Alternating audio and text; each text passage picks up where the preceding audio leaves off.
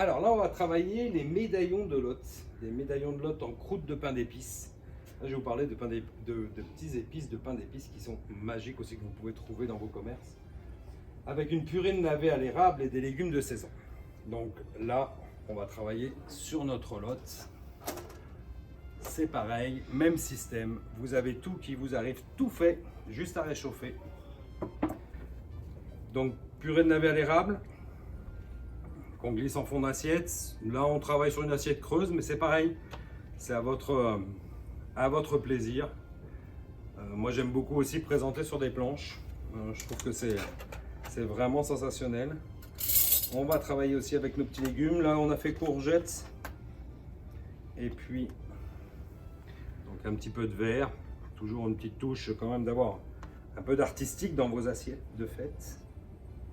On ne mettra pas des paillettes, on mettra juste un petit peu de fleurs. C'est ça qui va nous rappeler le rouge. Ensuite, vous avez ici un petit pesto d'herbes fraîches qu'on va vous additionner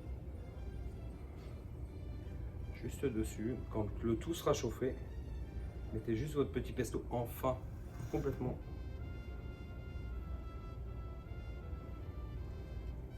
N'en ajoutez pas trop, on vous en met toujours un peu plus, mais je vous dirais que mettez la juste dose. Là, je vous parlais justement de la croûte d'épices.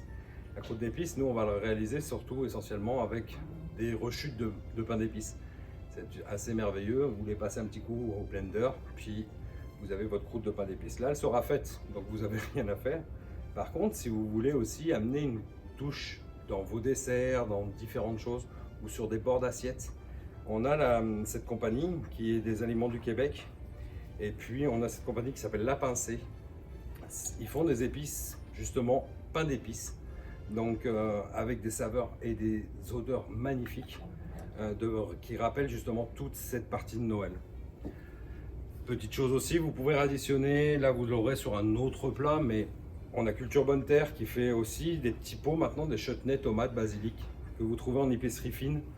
C'est aussi assez merveilleux pour juste donner une petite touche de rouge dans vos plats.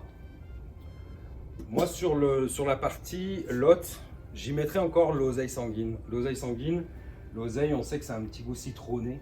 Donc, c'est assez merveilleux au niveau justement de relever du poisson. Comme on est sur des petites herbes fraîches, on a juste à additionner